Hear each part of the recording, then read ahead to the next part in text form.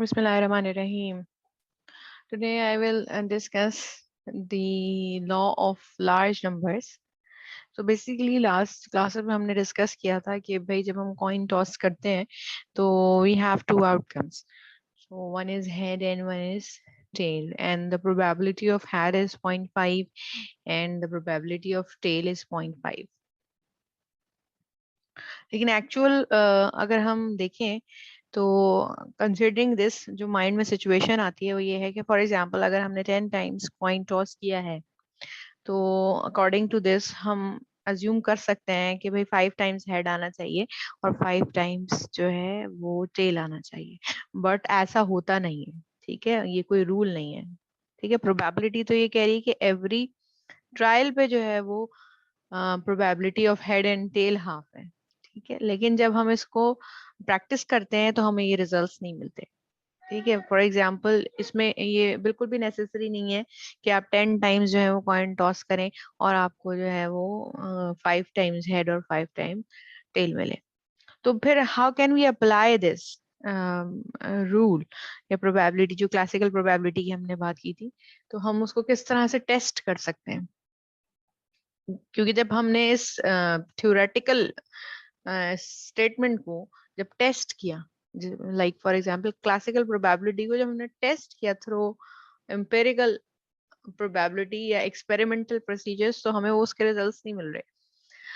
तो for example अगर आपने 10 टाइम्स कॉइन टॉस किया तो you may have 3 heads, you may have 7 tails, you may have 4 heads, you may have 6 tails. Any combination can be there, even if you have 1 tail and 9 heads. So this could be this much different from the concept जो classical probability हमें दे रही है। ठीक है, तो लेकिन अगर हम ये बात करें कि जो प्रोबेबिलिटी है इस वक्त, जो हमने क्लासिकल प्रोबेबिलिटी में बात की थी, वो बेसिकली बात की थी वन ट्रायल में, और वो ट्रायल में होने से पहले का चांस है कि वो 0.5% हेड और 5.5% टेल है। बट जो भी उसका रिजल्ट आता है, ठीक है, तो वो उसके होने से पहले की बात हो रही है कि इतना परसेंट चांस है, रिजल्ट उसमें से तो कुछ भी आ सकता है। ठीक है, अच्छा, इसको जब एम्पेरिकली हम टेस्ट करते हैं तो आपको एक एक्सपेरिमेंट भी आप करके देख सकते हैं। You just take a piece of paper and you write it from 1 to 10 trials, और उसमें आप take a coin, toss a coin and note down the result. You may feel कि out of 10 you all of you may find different results. ठीक है, कुछ का जो है वो कुछ प्रोपोर्शन आएगा हेड एंड टेल का, कुछ का कुछ प्रोपोर्शन आएगा। ठीक है, now increase the number of trials. जब आप इंक्रीज करेंगे नंबर ऑफ ट्रायल्स को, move it to for example 100। ठीक है, जब आप 100 पे मूव करेंगे, 100 टाइम्स उसको टॉस करेंगे कॉइन को, and again record the response, और ये जो आपका रिजल्ट है इसका 100 ट्रायल्स का, वो आप रिजल्ट रिकॉर्ड करके and then you need to find out कि कितनी दफा आपका जो है वो हेड आया और कितनी दफा टेल आया।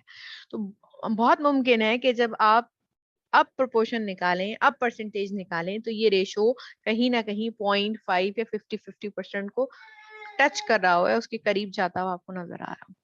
और यही आप अगर 1000 टाइम कर लें तो this there is a greater possibility कि ये चीज 0.5%, 0.5 की तरफ जाए। ठीक है, तो इस जैसे जैसे आप ट्रायल्स बढ़ाते जाएंगे तो वो जो कॉन्सेप्ट है क्लासिकल प्रोबेबिलिटी का, वो यहाँ पर एप्लीकेबल होता हुआ नजर आएगा।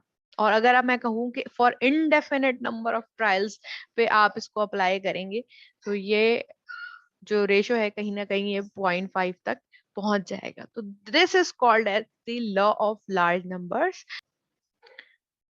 and that if the empirical probability of getting ahead is computed by using a small number of trials, it is usually not exactly half.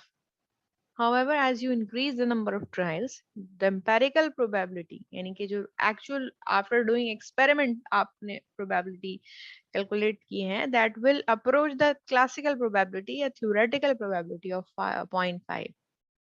और द कंडीशन इज कि आपके पास जो कॉइन है वो फेयर होना चाहिए, your coin should be fair, क्योंकि ये सारा गेम ही फेयरनेस का है।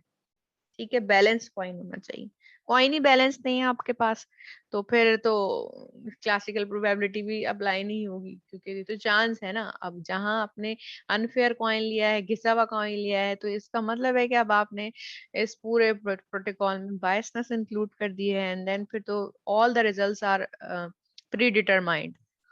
ठीक है, तो यहाँ पर बात हो रही है कॉइन फेयर होना चाहिए। ठीक है, this is called as the law of large numbers कि when you increase the number of trials, the empirical probability actually uh, reaches the theoretical probability.